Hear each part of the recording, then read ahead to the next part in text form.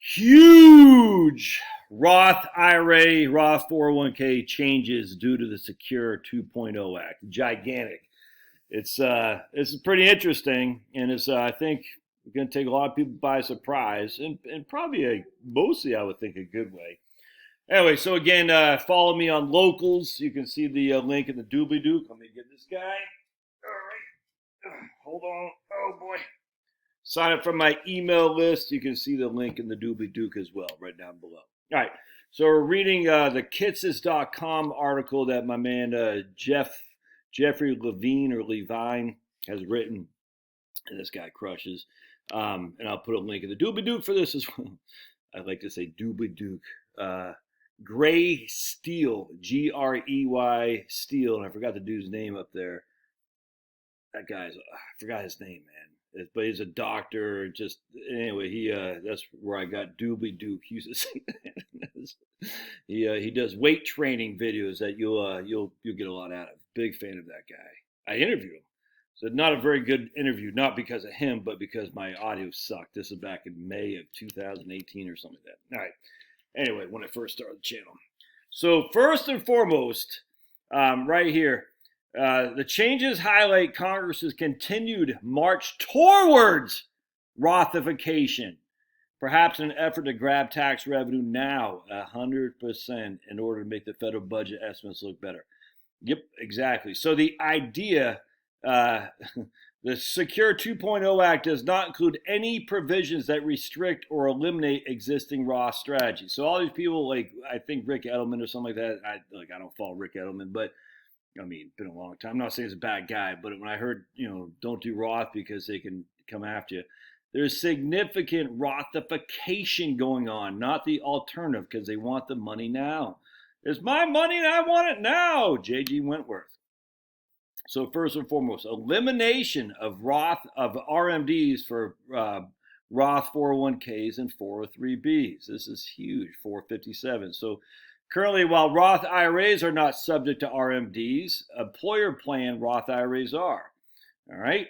Now, as a result of 2.0 Act, Secure 2.0 Act, Roth accounts and plan Roth accounts as 401ks, 403bs, etc., TSB, and Roth IRAs will be on a level playing field. Accordingly, it won't be so obvious to determine whether or not to move your Roth 401k to a Roth IRA because there are no more RMDs. Notably, the language of Secure Act 2.0 appears to flat out eliminate RMDs from planned Roth accounts beginning in 2024, rather than just merely eliminating them only for those who had needed to begin taking RMDs. So basically, thus, those individuals with planned Roth accounts who have already taken RMDs out should simply be able to stop taking them out. That's, folks, this is huge. If you have a Roth 401k IRA, there are no more RMDs starting in 2024. Nerds note, the fact that this change is made during the Biden administration is particularly interesting given that it represents a complete 180 turn under Obama. Namely, on several occasions, Obama's budget requests included provisions that would have aligned the two accounts by adding Roth RMDs to IRAs. All right, so Obama wanted to add RMDs to Roth IRAs, and Biden said no. So for the first time, Biden thinks on his own. Good stuff there, Sniffy Joe. All right, so now we got creation of simple IRA Roth, and SEP Roth IRAs. I'm not going to get in that here just because it's not that big of a deal, frankly, for me. But if you're self-employed and you have a simple IRA or a SEP IRA, you can make a Roth there as well. This is huge here. And I think it's freaking awesome. This is awesome. This is huge and awesome. So check this out. Additional employer contributions will be eligible for Roth treatment. All right, so Secure Act 2.0 continues the theme of expanding available options for getting money into Roth accounts, not out but in. More specifically, effective upon enactment, employers will still be permitted to deposit matching or non-elective contributions to, will not be, more specifically, effective, basically immediately, employers will be permitted to deposit matching or non-elective contributions to employees' Roth 401k accounts. You didn't do that before you did it pre-tax. All right, so upon enactment, employer will now be able to add it to your post-tax Roth. Check this out. Such amounts will be included in the employee's income for the year of contribution, and it will not be forfeitable, i.e., it will be completely vested. Can you hear that? You're not deferring compensation. You're not deferring. You're going to get free tax growth, and there's no vesting schedule. Whatever money the company contributes to your 401k, 403b, TSP, all that, if it goes to a Roth, it's non-forfeitable. Forfeit, yeah, it's yours. There's no vesting schedule. What? So when I was at USAA, they had a 2-year vested. You had to be there 2 years to get the complete match. Let's just say you're at a crappy old job. You're like, man, you're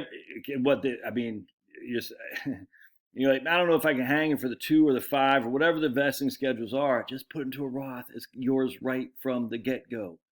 Yeah, you got to pay income tax on it, but pay to Caesar what's Caesar's. Give to God what's God's. Give to Caesar's his right out the gate. Be done with it. That's huge. I cannot stress this enough. Such amounts will be included in the employee's income in the year of contribution and must be non-forfeitable. Forfeitable. So yeah, there you go. Non-forfeitable, i.e. not subject to vesting schedule. I just think that's great. So it's going to add to your income, okay, but then you're done. There's no RMDs, no vesting, never tax again. So check this out. High wage earners, this is not self-employed, this is W-2 wage earners, required to use the Roth for catch-up contributions. Secure Act gives taxpayers more money to get money into more options to get money into the Roth. The bill, in some areas, though, the bill takes that control that you don't have the choice anymore. All right, it creates a mandatory Rothification of catch-up contributions for certain high-income taxpayers starting in 2024. All right. The new rule applies to catch-up contributions in 401k, 403b, TSP, 457 plans, but not IRAs, including simple IRAs. So any kind of, if you're a high-earning wage earner, W-2, and you have catch-up contributions, it has to go into the Roth. All right, so let's see here. To begin with, note that the Roth restriction on catch-up contributions imposed by the Secure 2.0 Act applies only to those who have wages in excess of $145,000 adjusted for inflation. Thus, it would appear that self-employed individuals, sole proprietors like you, like me, would continue to have the opportunity to make a pre-tax catch-up contributions. Anyway, but if you're considered basically more than the Social Security taxable base, if you make more than the Social Security tax base and you have a catch-up contribution, it has to go into your Roth. Again, I don't have any qualm with that at all. Let's see. While it may seem unfair for the catch-up provision to treat high-income wage earners differently from equally high-earning self-employed individuals, the disparity is likely due to the irrevocable nature of planned Roth deferrals. Specifically, there's no mechanism to retroactively change planned Roth deferrals. Okay, I don't get all that. But anyway, additionally, note the Rothification restriction language above refers to wages paid in the preceding calendar year from the employer sponsoring the plan. Thus, it would appear that if an individual is 50 years or older and changes employers, they may be eligible to make pre-tax up contributions to the new employer's plan for 1 or even possibly 2 years, even when their combined wages for both employers exceeds $145,000. And he gives an example here. I'm not going to get that. That's pretty small potatoes in the overall scheme of things, so I'm not going to get at that. But that's huge, man, huge. If you're making catch-up contributions and you have over the Social Security tax base maximum, it's going to go into the Roth. Nothing to do about it. All right, so it's worth noting that so once again, before the dogs start barking, it's worth noting that while 401k and similar plans can include a Roth component, they're not required to do so.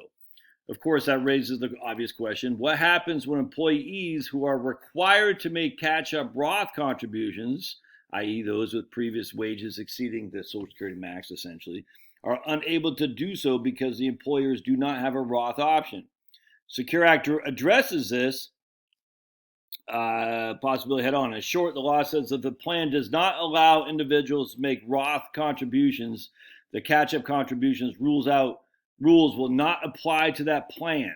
In other words, if the employer's plan includes eligible employees are eligible to make catch-up contributions who earn over the maximum, again, that's about the Social Security wage base, but the plan doesn't include a Roth catch-up contribution option, then no one would be allowed to make catch-up contributions regardless of previous year. Do you hear that? So if your plan does not allow for a Roth option and you want to make catch-up contributions, the Secure Act says you can't. Isn't that nuts? If the plan did not include a Roth catch-up contribution option, then no one would be allowed to make catch-up contributions regardless of the wages. So, I mean, this obviously all these plans are going to have friggin' Roth. There's no other way around that, because a Roth, if they want to make catch-up contributions, they have to have the Roth, or else no one in the plan can. That's pretty significant. Again, they're trying to get the tax money now. All right, we'll stop there. Next, we're going to go into the 529 to Roth IRA transfers. A lot going on that. It's not nearly as good as you think, but there's some opportunities there for sure. All right, don't forget to let me know what you think. We'll see you.